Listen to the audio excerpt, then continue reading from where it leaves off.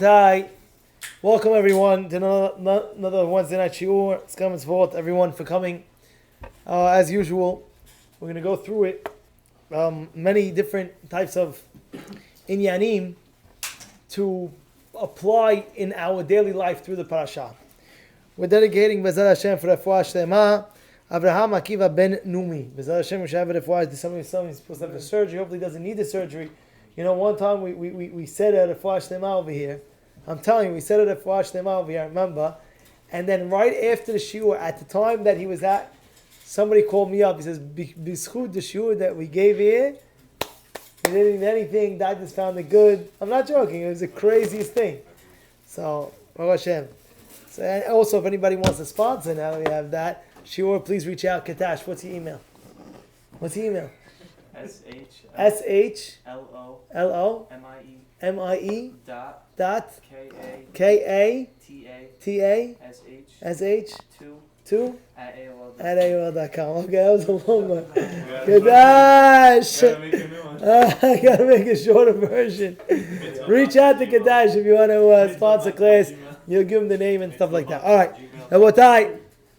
On a very important note like this. Why is it, first of all, that right after, we're learning about Parashat Tazria. What does it come after? Which parasha? Anybody know? Parashat Shemini. What did it speak about Shemini? Kashrut. Right, that was the end of the parasha. Kashrut. What did it speak about in this week's Parashat Shavua? Lashon Hara. So what's the inyan? What's the connection? What's the connection, Aaron? What goes in and comes out is important. You heard that? What Trying is saying is, Shemini spoke about what goes inside your body. What goes inside your body? You have to make sure it's kosher. And a lot of people, wait, 1 second. Is it halav yisrael? Very important, very nice. Is it kem hayashad? Very nice. Is it bet Yosef? Very nice. Does it have OU on it? Does it have a good hashgacha? People text me, Rabbi, is this a good hashgacha? Rabbi, is this a good thing? Can I rely on this? Can I rely on that? But what? That's what you're taking inside your body. Now, Lashon Hara is what? Lashon Hara is something that goes outside of your body. What is that? The words that you speak about. The words that you say. You hear what's going on here with telling you over here? The words that you come out of your mouth, the Torah is so careful. Be careful what you say. Don't play games. There's a brought down in the Chot Tzadikim, Ad Kedei Kach, how important it is not to speak Lashon Hara. One time a person spoke Lashon Hara about another person. He heard a big Lashon Hara, and the person wrote him a note, and he gave him a gift. So he says, "What's this gift?" He said, No, I'm just giving you a very gift. He said, "Why?" It's because I heard you spoke. It's a true story, by the way. I heard you spoke Lashon Hara about me. And when you speak Lashon Hara about somebody, so you mitzvot, averot, things like that, it's not so pashut. You gave me kaparat avonot. There's a whole situation going on. And therefore, a person has to be very, very careful, not just what goes in his mouth, what also goes out from his mouth. You have to be very, very careful with that. Now, that's the connection between Shemini and Tazria. Furthermore, when the person gets the tzarat, he gets the gez, right, on his thing. And by the way, this is so important. You know why? Because Hashem is so kind. Why is Hashem so kind? If you think about it logically, the person could be speaking Lashon Hara all the time. But now what happens? He gets Lashon Hara. He says, what is this? Oh, that's one. By the way, there's other reasons why there's leprosy. All has to do with averot. But the Kohen looks, what does he have to do? He has to do quarantine. Now everybody knows what quarantine is, Back, 2-3 years ago when you would say quarantine, what's quarantine, Rabbi? The guy stays there 2 weeks, there's that. I told you the story on a side note, on a parentheses note, but it's so important, and I said this once before, but I'm going to say it, even if you hear it 100 trillion times, it's worth it. I'm going to give you an extra credit today, bonus. You ready for the bonus? Moshe, Abraham, you ready for the bonus? The bonus is like this. There's the Gabai of the shul over here, His name is Joey Khalifa. And he takes care of the knis like clockwork. He actually even moved directly across the street from the shul to take care of the shul. I don't joke. That's how dedicated this man is. He moved across the street from the shul in order to make sure the shul is okay. That's his thing. He can't. He tells me out. I think anything that goes wrong right away, he's like the guard, really. He'll tell, Rabbi, who's in the driveway? Rabbi, who's there? What's there? I see the lights open. It's 2 o'clock in the morning. Are you in the shul? I was like, no, go check it out. He goes, check it. What are you doing? Oh, he sees a guy learning. Okay, 2 o'clock in the morning. You're learning, no problem. He's always... And now let me tell you the story. And everybody knows that they come to Derech Emet Torah and they know the Gabbai, the Shamosh, Joey Khalifa. And I'll tell you what happened. He does a lot. He sets up the Kiddush every single Shabbat. He sets up the Seudah Shlishi. And he wants to, by the way. He wants to. He's excited to do it. It's his passion, He makes sure everything is on point. He actually goes to get the Seudah Shlishi, make sure that everything is... And he does a lot. And he's been doing this for years. Now what happens? And I should take mention, he doesn't miss. There's no such thing as missing shul. There's no such thing. Miss shul? What are you talking about? He doesn't understand that concept. Every day. What happened during Corona? What happened? First of all, the time that we were closed. Then Corona was getting better. Happens to be everybody's back in shuls. Everybody comes back. About a few months later, 6 months in, who gets the Corona? He got Corona. And he had to quarantine. So he quarantined, let's say, from Sunday to there. Then the Shabbat came. It was very hard. Shabbat was very hard for him. He doesn't go to shul on Shabbat. Everybody goes to shul on Shabbat.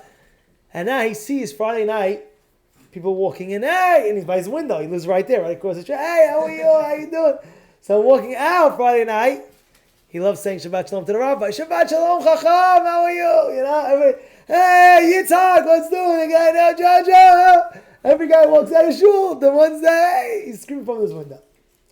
Then the next morning, I'm walking into shul.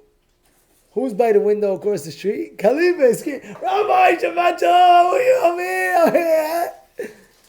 Comes in the afternoon, I'm leaving the shul. Shabbat Shalom, Rabbi. Comes in the afternoon, I come back in now. He's like, and he's doing it to everybody because he loves the shul. He cannot displace himself from it. And now let me tell you what happened. What happens is, comes Saturday night, Motzei Shabbat, and it's Birkat Levana.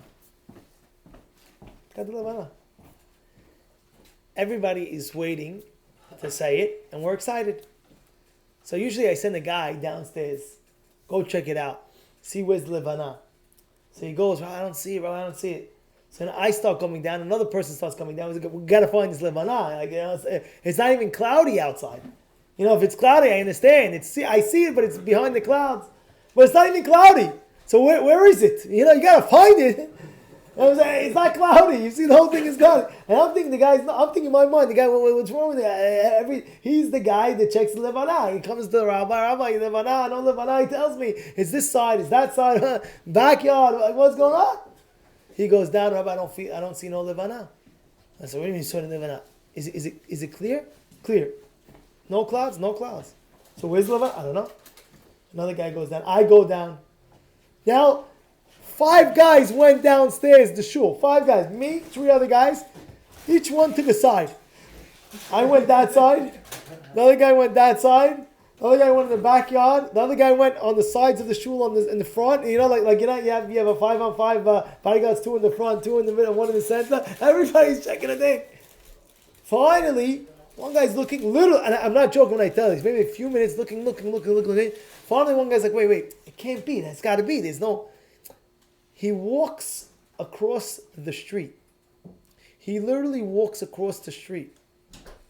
And he screams out, Rabbi, I found it. It was the only spot that you could see that Levana was across the street. And you know who lived across the street? Joey Khalifa. It's the craziest thing. And the whole shul is in front of his house, saying the Levana. And he's there, he's like, wow, this is crazy. He has it on video, by the way. He took a whole video, sending out to all Israel. Look at this. Because when a person midah keneged midah, when a person does so much for a shul, and does, so Hashem says midah keneged midah, you know what's going to happen? The shul is going to come to you. Isn't that an amazing story? Everything's on video, by the way. He's showing the fire, like crazy, wild. In any case, a person who speaks Lashon Hara, he gets quarantined. But when he goes to get quarantined, what does the Torah speak about? It says that he has to say, I'm tameh, tameh, I'm tameh, tameh, tameh, tameh, as he's walking out. The question is, why does he have to say that he's tameh? Why? Very simple. The obvious answer is because I think your phone died or something. Is it true? It's not working. All right? It says, why does he have to why does he have to say tameh tameh? What happened over there? Because you put it on do not disturb. Take it off that. Why does it say? Why does he have to say tameh tameh? Why does he have to say that? I'll tell you, very simple. The pashut pshat is. The simple pshat is because nobody wants to get tameh because of him. You don't want to become tameh because of him. So you say, I'm tameh, don't come next to me. I'm tameh, don't come next to me. I'm tameh. Fine. What do you want to be? But there's a deeper reason. The Gemara discusses, you know why I have to say tameh tameh? So now when you hear that, what's your first reaction going to be? Oh, let me pray for him to be tahor. His reaction is, well, of course I'm tameh, I understand that. And I got to figure out which averah, how do I knock that out in order to be tahor. But the other people are thinking in their mind, wait, he's saying it's tameh. You know what happens? I have to pray for this person to be what? To be tahor. But the follow-up question is, which prayer is more powerful? The prayer that you pray for yourself, or the prayer that other people pray for you? Now, which one would you say? When you pray for other people. Not that when you pray for other people. Which you can pray for yourself to get better, you yourself, or other people can pray for you. Another person can pray for you. Is another person's prayer more powerful than yours, or is your own prayer for yourself more powerful? It depends on how big. Your own prayer. It makes sense. Of course, it says Yelech etzel chacham. It says that. It says, the Gemara says, go to chacham and make sure he prays for you. That does say that. It does say that. Go to chacham. No chacham, I need you to pray for me. I remember Rav Shlomo Brevda. You know Rav Shlomo Brevda? I remember at the end of his life, when he hit like in the 90s, he would come give shiur by us, by our Bet Midrash. And I remember every time before he gave a shiur, if he wasn't feeling well, he wasn't good, he would say, I need everybody over here to pray for me. And he would say his name. My name is Shlomo Ben, da da da. That's every single time he gave that shiur. If he needed anything, that's what he would say. That's how he started, by the way. I need everybody to pray for me. Why? Because what? Other people's prayers are powerful. And it says, Yelech etzel chacham v'yitpalel. Go to a chacham and let him go pray for you. I walked in this thing.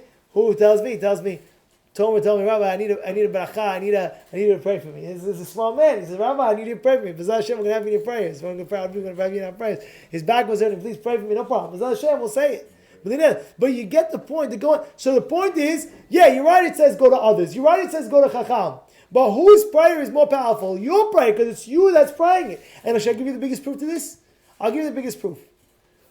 Hagar has to leave Abraham Avinu's house. Who does she take with him? Ishmael. They're actually going out, and now as they're leaving, there's no water.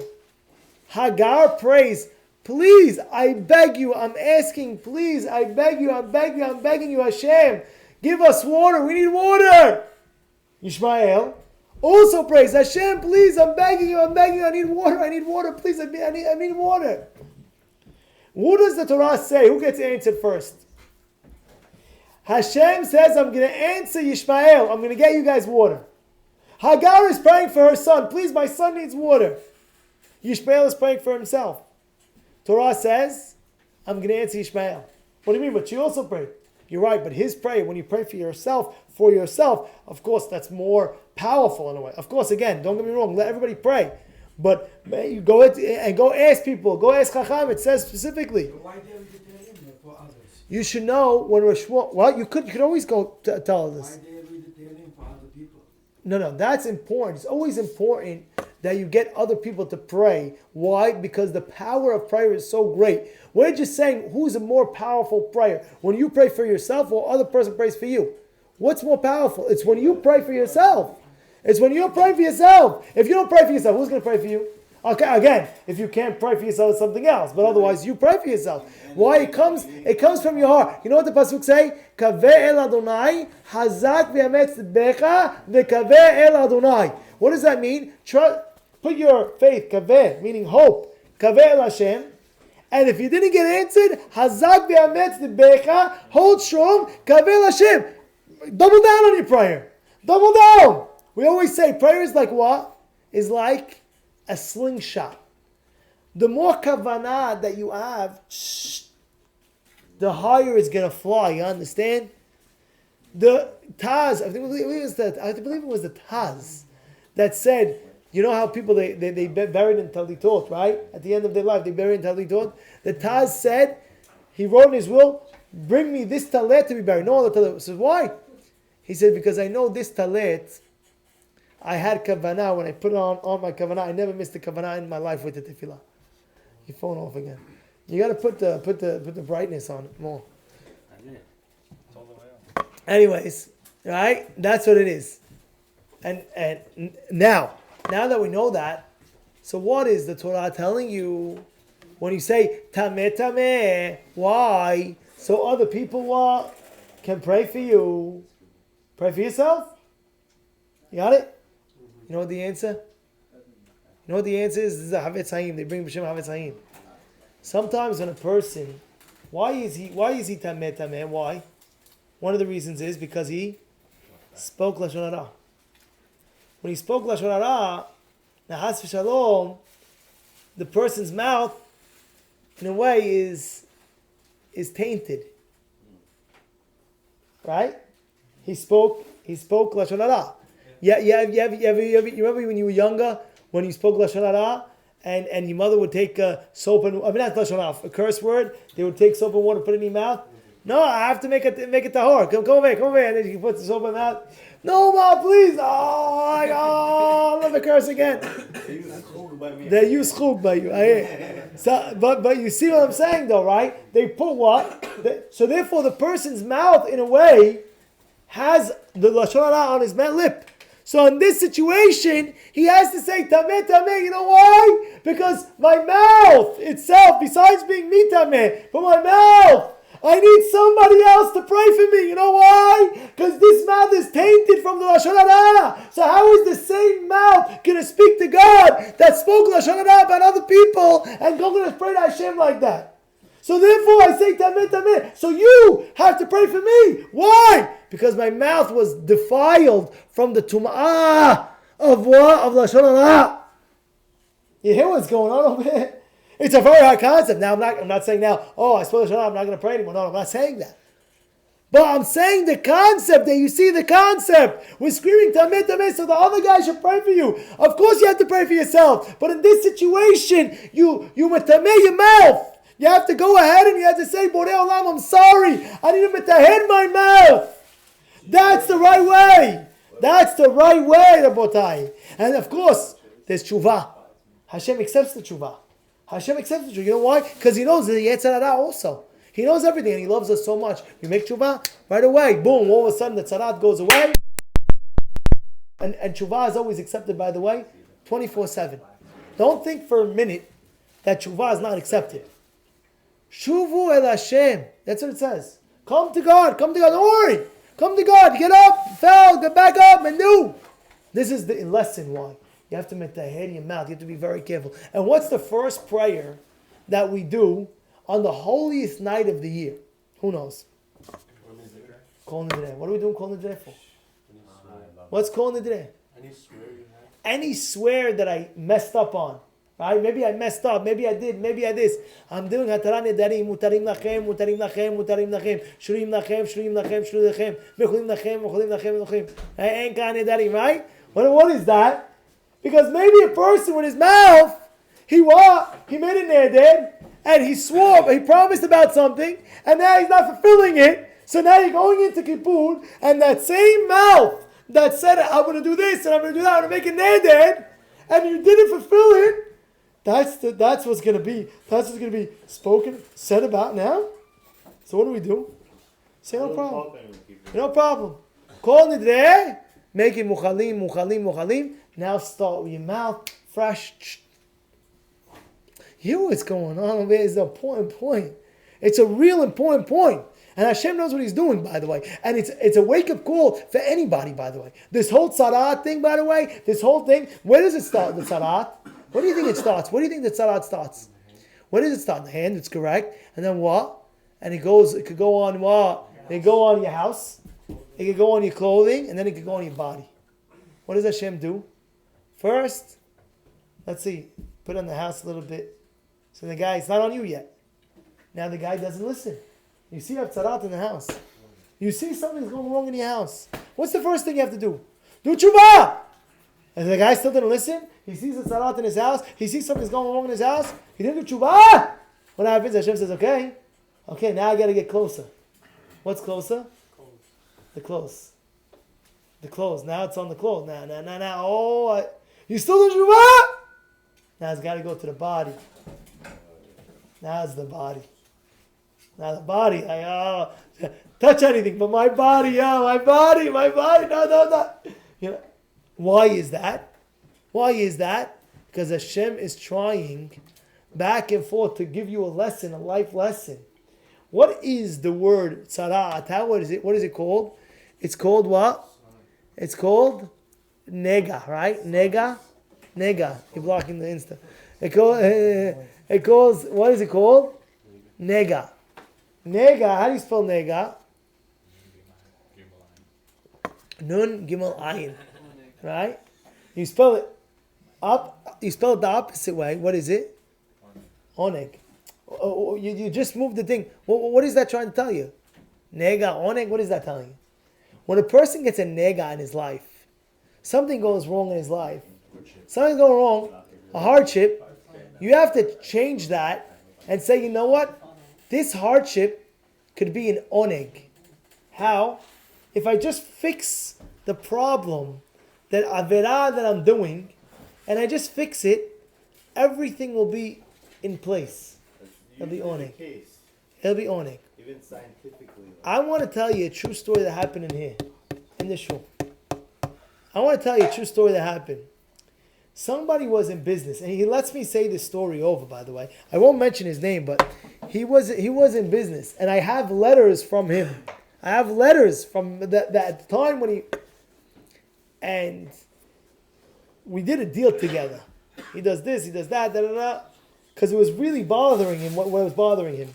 And we made a start together, we made a contract, everything like that. We set it up nicely.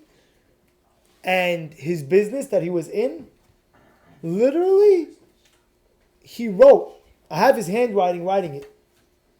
He wrote, this is the hardest point of my life. I can't take this. I can't believe this. I have to support family. I don't know what's going on. I looked at him and I said, you have nothing to worry about. Follow these directions. Hashem is giving you a message right now. Fix what you have to fix, and you'll see the whole thing will change. And Baruch Hashem, the guy, had a nega. He had something very, very horrible. He wrote a shtar, he's going to do this, and now that nega turned into onik. He was able to turn into he went to a different line of business, he went to this, he went to that. I'll tell you more details, but off camera. But at the end of the day, he mamash flipped it around. When a person has that nega in his life, he's got to figure out what's that nega about. And when he does figure out what's that nega about, it'll turn into oneg. He'll be able to flip it around. And that's every single time the guy has salat. What's the first thing he does? This. He comes back. He realizes what he did. He realizes his mistake. And guess what? He fixes it. And therefore no nega will actually concur with all that. You hear that? Is that clear? Is that clear? Now let's go on. We spoke about a little bit of Lashon Hara. Now I want to go on to show you the sensitivity of the Torah. This is a famous Baal HaTurim in this week's Parashat Shavua. Oh, by the way, I want to just end off the Lashon Hara topic in Yan. It says at the end, when he's getting tahor, when he's getting more pure, the pasuk says, "Vehuva el kohen." We bring him to the kohen. Why can't he just go? What does it mean we bring him to the kohen? Let him just go to the kohen. What's vehuva el kohen? I'll tell you. Rav Gifta says like this. I'll tell you this. It happened in Corona, but I'll tell you this to get the point. Again, everybody hears the question. The question is, why does it say when the person's being tahor, it says, now bring him to the Kohen. Let him go to the Kohen. What? Bring him to the Kohen. You go to the Kohen. He's starting Ta'ala. He's getting pure now. Yo, you bring him to the Kohen. Why bring him to the Kohen? Let him go to the Kohen. I'll tell you. Like this. There was a lady who called me up during Corona, and the first thing she called up, she says, do you know who this is? I said, I have no clue. It says 000, 15 zeros on my phone. I have no clue who this is. It's like, no, check again. I was like, I'm telling you, I know who this is. Okay, good. Now I can tell you. I'm not going to mention my name. You don't know who this is. You'll never know who this is. That's the intro. And I remember exactly where I was, and it hit me so strong. He says, I have to be honest. I need hatarat nedarim. I need the rabbi to matir neder, to nullify my promise. I said, what happened? She says to me, I promised during Corona, if I get saved from Corona, because you know how people, I don't know if you guys remember, the peak of Corona, people were so scared to walk out of their house. Like, you know, when you got a delivery package, you know, the guy takes deodorant and sprays the whole thing and then brings it in. You know what I'm talking about? He takes his spray, bring it in. No. Or he leave it outside the cold for 24 hours and then brings it in. You know? Like, what are you doing? No, okay. It's like double, triple wrap. All you got to do is cut the wrap. No, I'm not touching the wrap. And then you tell the housekeeper, you go bring it. You know? You know, like, I'm not touching that. You know, could you bring my packages outside? You know, he knows what I'm talking about. Yeah. Anyway, so he goes like this, and that's it. I get the phone call. What happens? He tells me like this. I made an edit that if I get saved from Corona, I'll wear sniut, I'll wear skirts. That's my edit. If I get saved from Corona, I wear skirts. And now what happens? It's Corona was over. She's called me up and says, I need you to matir nine edit. I said, for what? No, I'm not wearing skirts anymore. I was like, what do you mean? You just made an edit. Says, no. I was worried. I was scared. But now it's over. I'm not scared. I was like, listen. It could be the only reason why is because your protection of tzniut. That's why you got saved. You know, like, what are you doing? That's not the right thing to do. And she understood, and she. So why is it saying Vilva? Now you understand that concept. A lot of times people do things, and now everything is good. So you think, forget it. You know, that's it. Forget it. I remember a guy, he had a hard time. He made a set number that he'll give for charity every year.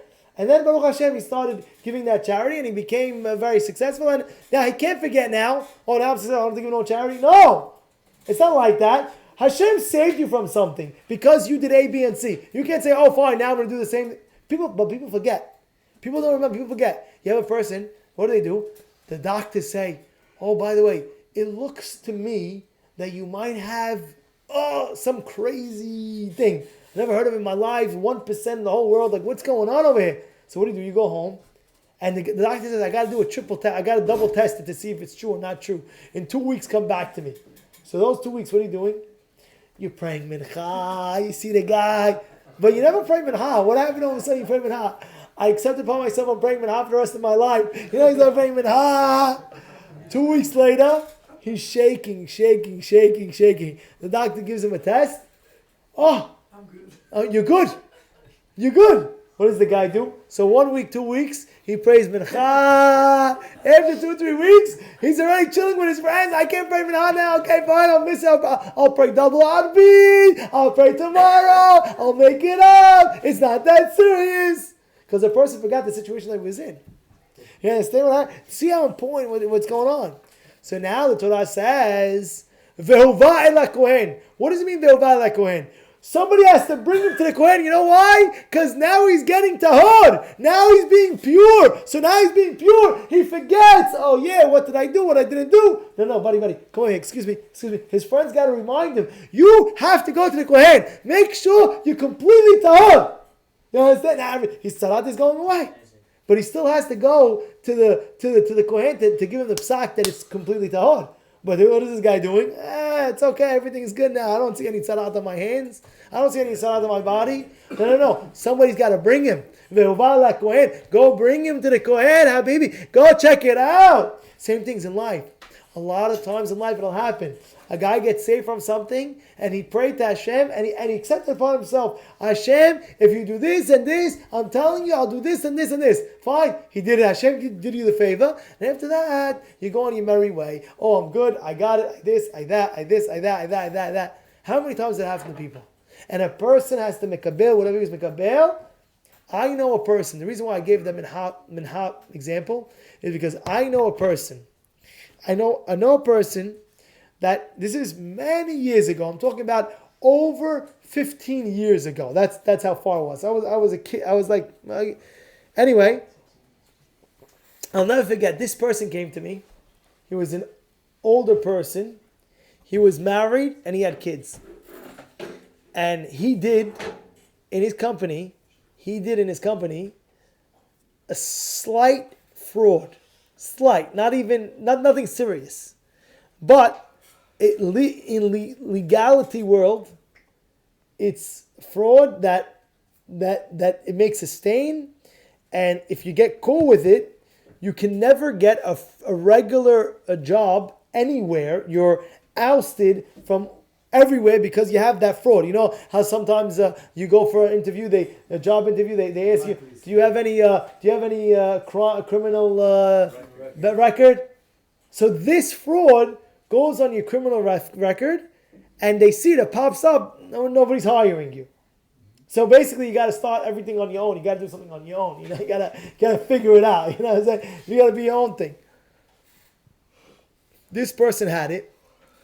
And he said, no matter what happens, they're debating if the fraud is going to come up or not. They're debating it, like in courts. The company that he was working for, basically, were debating whether they're for sure going to fire him. But the question is, how bad and how fast they're going to fire him. And this person came to me and said, I accepted upon myself that I'll pray mincha. He wasn't praying mincha. He said, accept myself pray mincha for the rest of my life. For the rest of my life, I'll pray mincha. I'll make sure that I pray mincha. He wasn't praying mincha. Tell you what happened. He ended up getting fired from his business. He ended up getting that fraud from the company. But he started a new thing on his own. And I remember that day he was crying and didn't stop crying and didn't stop crying. He ended up starting his own. He started opening up on his own.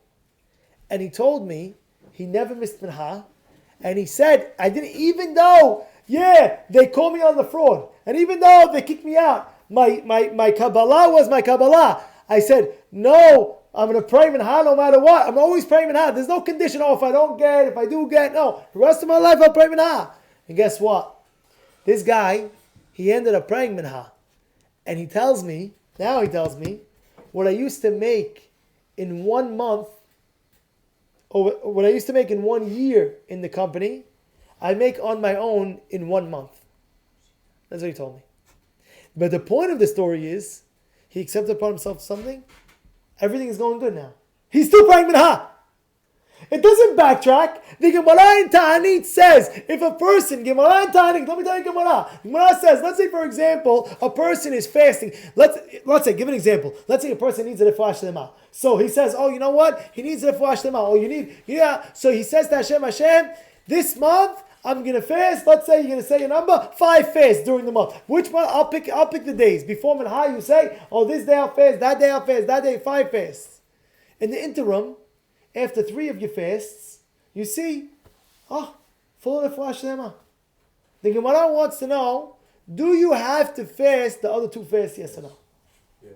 You accepted 5, but you're all healed. You're all well. Gemara says you have to complete it. Why? There's no, now I'm better, I'll see you later. But you accepted, no matter what. The way you accepted it was 5 for the Hashem. You got to pay the 5. Now, if you want to say, fast until I get better, or fast 3 fasts, that's fine. But to say for the rest of your life, or to say this, you know Rabbi Scheinberg, you know what happened one time, Rabbi Scheinberg? Nobody knows this. Not a lot of people know this. But I went to Rabbi Scheinberg many times. You know the Tzitzit rabbi, all the Tzitziyot? Anybody remember what I'm talking about? Rabbi Chaim Pinchas. You know Aaron? I never saw him. You never saw him? Chaval, you never saw him. I saw him a few times.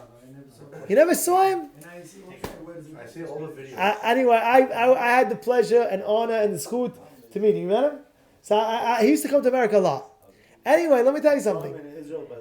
I was there and I was on Shabbat with him a few times. I would ask him questions. I would ask him this, I would ask him that. If I need a question, he'd go like this. If it was Torah, he would tell me. The Ritba says it. I remember the question I asked him. The Ritba says it in here.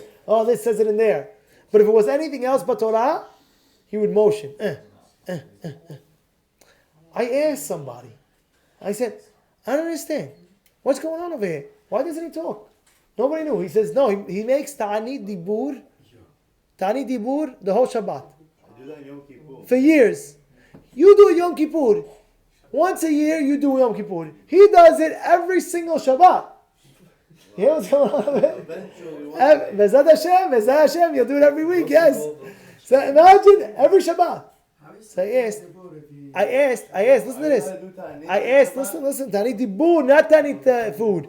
Now you know how to fast on Shabbat. So you know what Tanit Dibur is? Not talking shtuyot, not talking mundane.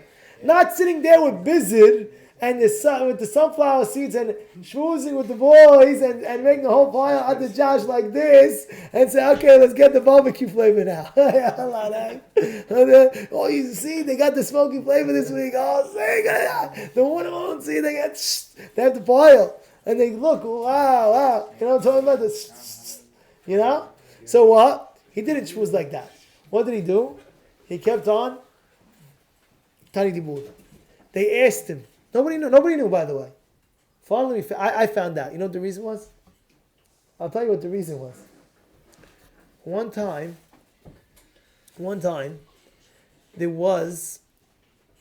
he had a daughter.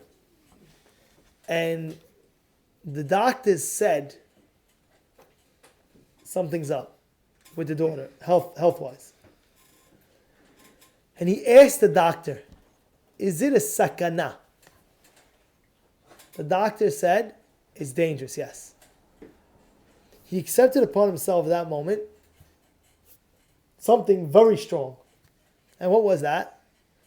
Tani Dibur. His daughter got better. 100% healthy. Since he accepted upon himself, again, you could accept it upon yourself for a year. You could accept it upon yourself 6 months. You could accept it upon for 2 weeks. But he accepted it upon himself, and he kept it. He kept it. And even though everything went well, he didn't go back and say, everything's well. Okay, fine, I'm good now. That's exactly what the Torah is teaching us. Ve'uva el HaKohen. What does it mean, Ve'uva el HaKohen? He's already good. He might not go back to the Kohen to see. You go take him to the Kohen. You know why? Because he feels this good. How many times people get married? What do they say? Fix your phone, please. Tell me. What do they say? People get married. What's the first thing? If I get married, you know what I'm going to do? I'm going to be so respectful for my wife. And I trust me, I know this. I give shiurim. Sometimes I give shiurim. And then there's people like, what are you talking about? People don't respect their wives? Right? You'll see, when you get married, reverse this shiur I'm telling you. You'll see when you're married, sometimes it'll be a test. You're waiting for the wedding. You're waiting for, she's in the middle going shopping. Over there, you're outside for an hour and a half waiting. Hey! Now, how are your reactions going to be? So before you're married, you don't like to get married, you say, Hashem, give me a girl. If you give me tzaddikin of a girl, I'm telling you, I won't get angry with her, not even once. All of a sudden, Hashem set you up. Within the first year, she gets you upset. Well, I thought you made a Kabbalah. You're going to get married. I'm going to respect that. I'm going to open up the door. Yeah, I'm going to always hold the door. And I'll forget about it. I'm done. What do you mean? You're supposed to open my door. What happened? You hear what's going on? Kabbalah, when you make a bail something, Hashem's listening. And it's a great thing to do, by the way, if you need something. And Hashem will help. Hashem will be good regardless. But sometimes a person needs it. And that's the lesson of the V'ova El HaKohen. The lesson of V'ova El HaKohen is saying, sometimes a person feels good, feels all right, feels everything's okay. Yeah, that's because when you were in trouble, right, you mekabel things, and all of a sudden now you don't forget it. Like that girl, she said he wants to be tzniut, now she wants to take it back. Hashem saved your life. Hashem saved your life. And therefore, when a person's mekabel on himself something, you got to go through and through. You got to go through and through. And guess what? When it happens like that, you'll see more bracha in your life. Hashem, more bracha. So again, remember these lessons. What were the lessons? Again, let's go back. Tazria and Shemini. Why is Shemini? Tazria after Shemini? Because Shemini spoke about kashrut. That's what goes in your body. Tazria is speaking about what goes out of your body. Lashon hara. The next thing we spoke about was tameh, tameh. What's tameh, tameh? When a person becomes sarat, he has to go outside and he has to scream tameh, tameh. Why? So other people can pray for him. Why can't he pray for himself? He can pray for himself. But the tefillah was tainted through the lashon hara that he said. Of course, you could pray. Of course, we're not saying that. And the third lesson was V'ova El HaKohen. What's V'ova El HaKohen? When a person feels he's good, don't forget. Make sure you go back and remember when you weren't okay that you always needed Hashem. Now that you're okay, don't think, I'll throw Hashem out. No. You got to still keep him with us. Come on.